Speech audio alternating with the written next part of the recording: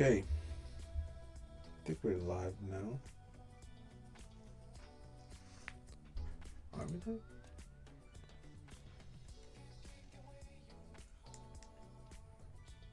Oh no, that's not it. That's not it. That's not it.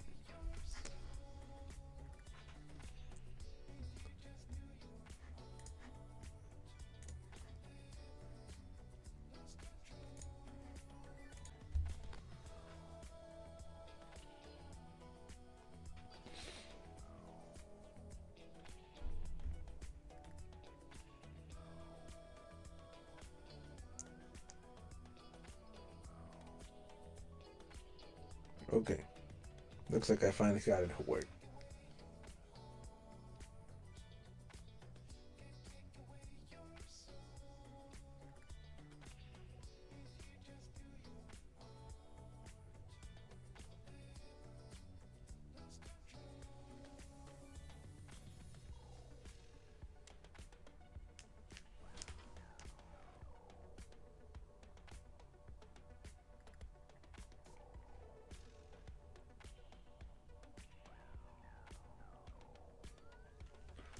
Okay. So let me go over. Maybe I'm gonna go over the one. No, I'll just go over the one that was sent to me. Okay. So the first one is, how do you determine if a pair has good structure or volume for trading? That is an interesting one. So how do I determine if a pair has good structure? I mean, really, if it's just if it's just easy to look at, I mean, it just has to be visually fairly easy to follow. Like right now, this is obviously, like, to me, that's good structure. And when it comes to like the volume part, usually the less indecisiveness there is in the market, the better. And by indecisiveness, I mean like candle wicks. I want to see good, clear body closures. So I want to see a body close over the previous body, right? Especially like on the higher time frames, like the daily, weekly, or monthly. Stuff like this, right? That to me, that's good volume to me.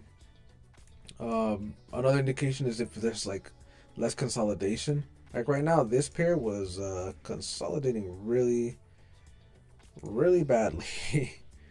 As we can all see here. And then it finally broke out of that consolidation. So you don't want to see that. If you start seeing this and like very unclear price direction, then yeah, this is not a good pair. But overall for this pair, it's not that bad. This is, I would say, pretty decent pair. The bodies are closing pretty well over each other. I mean, even through the consolidation, you can still see some body closures. Here, and then this closed over this one. This closed over that one. This closed over this one. So it's not that bad. It's not that bad, I would say. So yeah, that's one way that I would determine if it's got good structure, you know, and especially if you can tell like there's clear highs and lows, clear consolidation. That's a really good way to like distinguish if you're looking at a pretty good tradable pair. Like you can obviously tell this is consolidated, and then you can tell here that it broke out of the consolidation, mid low, higher low, lower low, high, higher high, and then we went back to lower low. Right, so it's not that bad. Now, I guess the pair that I would say would be really hard to master or look at would be maybe something like this. Well, even then, this is not that bad. Let me see. Yeah, like this. This is not good. I mean, I'm pretty sure as soon as I opened this chart, you were probably like, whoa, what the heck? What is this? Right? It's not nice. Not nice at all to trade. But some people can trade through this. I don't know how I would do that. But yeah, I hope that clears that question up. Let me see here. What was so that was for the first question, right? The next question is, what's the best way to study, document, and break down a pair? A guide on selecting pairs and analyzing them would be highly valuable. I might make a video on it. But in terms of what's the best way to study document and break it down. To study it, I mean, the best way to study it is to just mark up the charts as best as you can. That would be the best way to study up here. Mark it up, back test it, and forward test it. Okay, back test, forward test, and just constantly marking them up. And then if you can't log everything in like a spreadsheet or in a Notion, a book, that would probably be the best way. Also, just to keep track record of all that stuff, collect data on it. I already shared you guys a journal that I use for on Google Sheets, so you can use that as well. And the best way to break down up here, I mean, would be just to look at my weekly forecast. And I mean, I show you how I look at all my pairs, right? You can just go through like the weekly, start off on the weekly, go down to or even the monthly, but you can go usually on the weekly, down to the daily, and then if you want, you can go down to the 4 hour, or something lower, whatever the case may be. But that would generally be the best way to do it. And a guide on selecting pairs and analyzing them. I'll probably make a guide on that. I'll probably make a guide on it. Let me save that.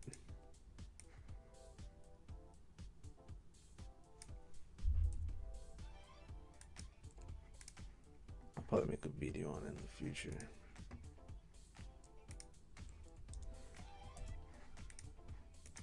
So the next question is, how do you know if a pair is volatile or liquid enough to be traded with patterns? What do you mean traded with patterns? If you could clear that one up for me. And to be traded with patterns. Well, I don't really trade patterns. Well, technically we do trade patterns if you think about it, but if you mean chart patterns or candlestick patterns, I wouldn't recommend just doing that alone, right? Usually chart patterns are more like areas of liquidity. The only time I would say a pattern will hold is if it's like on like a higher time frame, like a 12-hour and higher, or even 8-hour. In terms of how do I know if a pair is volatile or liquid enough, I mean, just look at the consolidation, right? So if you see like this is too consolidated, it just doesn't have clear market direction all the time. Like this is what the heck. But if it's ranging all the time, or it's just the wicks of the candles are too big, or stuff like that, then yeah, that's one way that you could know that it's not very liquid. And another thing is if the spreads are too high, or if you're always seeing really high spreads all the time. That's another way that you could know that it's not liquid enough. And not only that, I mean, just stick to the majors and the normal stuff that people usually trade, like Euro USD, AUD USD, or AUD CAD, GBP, JPY, GBP USD, stuff like that. Don't reinvent the wheel, man. Why do people want to reinvent the wheel so bad? It's beyond belief, because there's no need to start anything new. There's no need to try to make up a whole new like concept or whatever. If it's already out there and you're a new trader, just focus on mastering what is already out there before you start making something new. Okay. So yeah. And let's see what's the next one. When should you avoid pattern-based trading and shift to a different strategy? So again, I still don't know what you mean by pattern-based trading. And shift to a different strategy. Okay, so again, I don't know what you mean by pattern-based trading. But if you're talking about specifically trading with only candlesticks, like just looking at like dojis or like looking at candlestick charts and assume that you're gonna be good enough to just trade with candlestick patterns, then no, you're not gonna go very far, especially if you're using chart patterns on a lower time frame, unless you use chart patterns as areas of liquidity to target.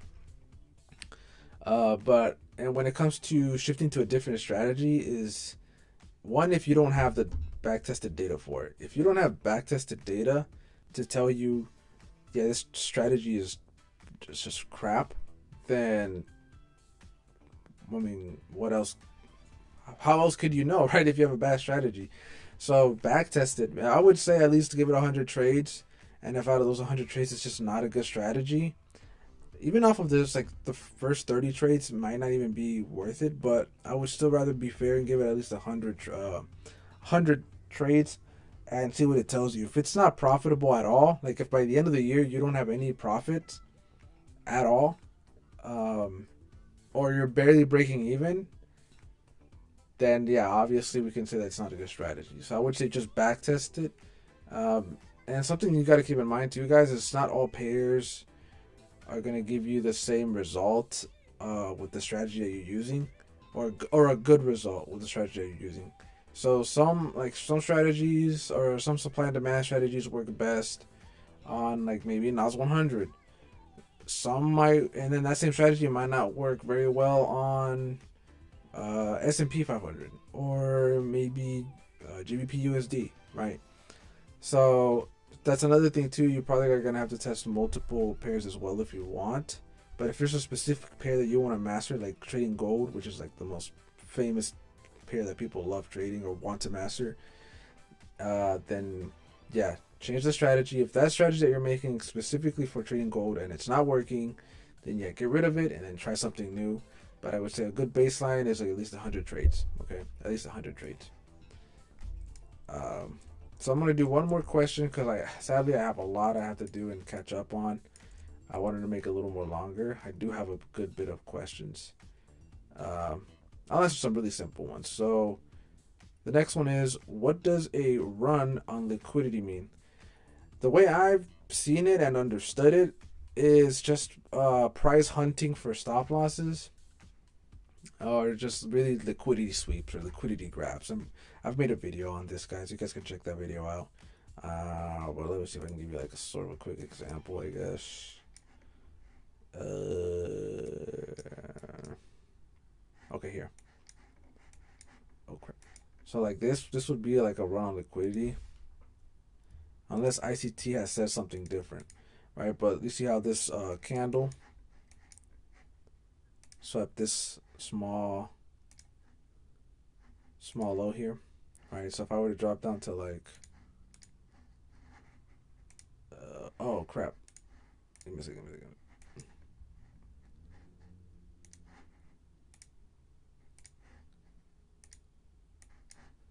Okay, so if I were to drop down to like this time frame, right, this low ended up getting swept here, and that was liquidity getting run through, and then price reversing in its original direction, or wherever it wanted to go after that. That would be kind of how a run on liquidity would work. All right.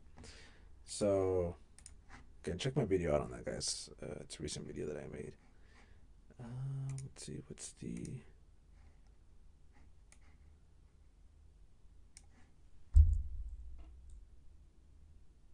okay? I'll answer this other one because it's actually a really good one. So, which other trading communities do you recommend? So I know E-Man Trading craps a lot on Artie from the Moving Average, and I mean for good reason, obviously, because Artie did try appearing to be someone he isn't, which is a good trader. So I personally have not. I can't. Here's the thing. I can't personally say that he is objectively a bad trader because here's the thing. We might not be able to see all of his best trades online, or he might even show us whatever his best trades are, or he might be really transparent and say, "Hey, I failed this or I failed that." Um, excuse me. But we, at the end of the day, don't live with him, so we don't really know how his trading accounts look like, what his trading history truly looks like, what his trading journals look like. We don't know. We can't for sure certainly say he's truly not a good trader or a profitable trader. So I kind of have to dance around that middle line. Uh, but what I will say is when I first started trading, his community was amazing. A huge resource, amazing resource. His trading community is truly awesome. People have been getting funded with his community. People have been getting payouts. I've personally seen that. Am I saying you should definitely go and give him your money? I'm not saying that. All I'm saying is that when I personally tried it and when I personally was on there, I had a good experience, and it was definitely a really, really good building block towards my trading journey. The next one is Dole Exchange. I'm not gonna lie, I wouldn't recommend necessarily paying for his Discord. Uh, I'm not trying to crap on it because I really do like Dole Exchange, but when I personally was on there, I didn't say it was too beneficial. Definitely nowhere near being as good as the trading floor from Artie, the moving average, Artie, the guy that started the moving average channel. So I don't. I mean, if you want to check it out, you can check out his Discord and see it for yourself. But I personally can't really say I truly recommend it. I can't really say that. And a lot of people have problems with him removing his losses, but he's really transparent about it, though. That's the thing. He's really transparent. He'll say, "Hey, this is a loss, whatever," and he'll show you guys too that he lost, but he's gonna remove it, which is a lot of people don't like because they think he's doing it to try to make himself look good and to post it on IG or whatever. But the thing is, even on IG, he doesn't really show um, much of his wins that he has on there. If anything, he's really fairly balanced. He'll show both losses and wins, which is what I like. But what I don't think he shows is all of his losses. But I also don't think he shows all of his wins. Uh, but I do recommend looking at his channel. His channel is a great resource.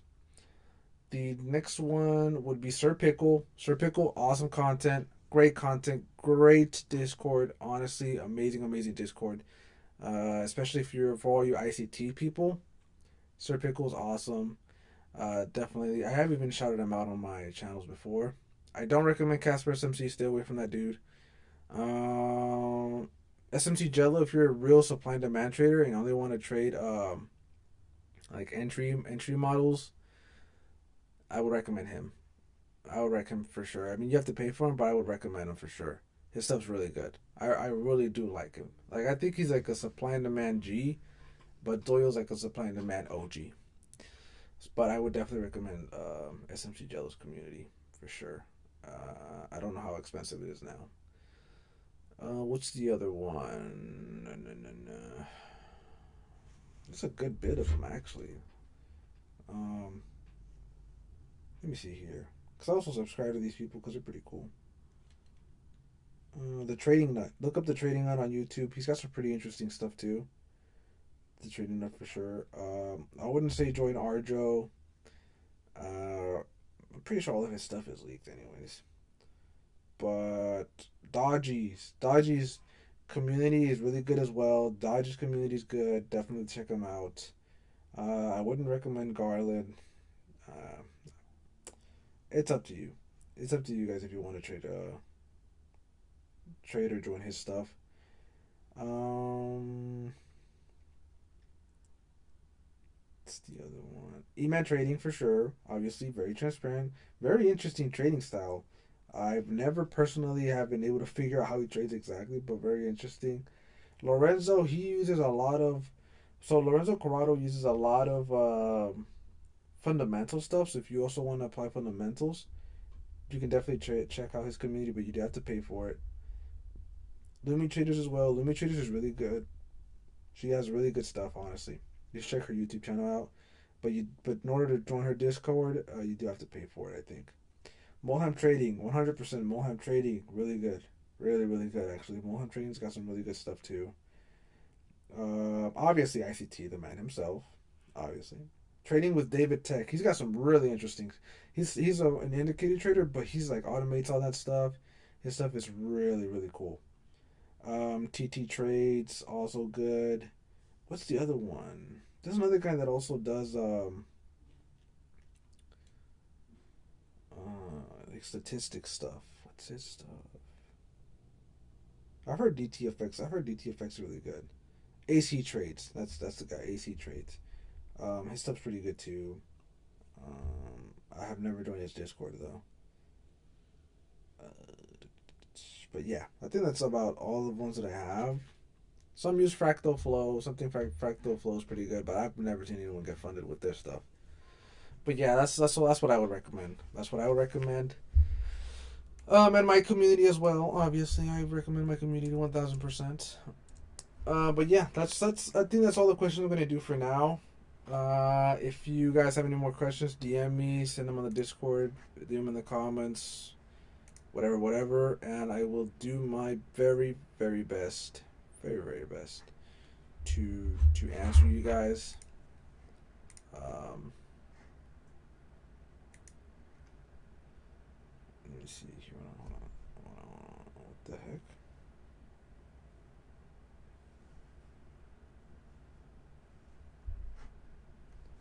I'm having a lot of problems with this freaking thing.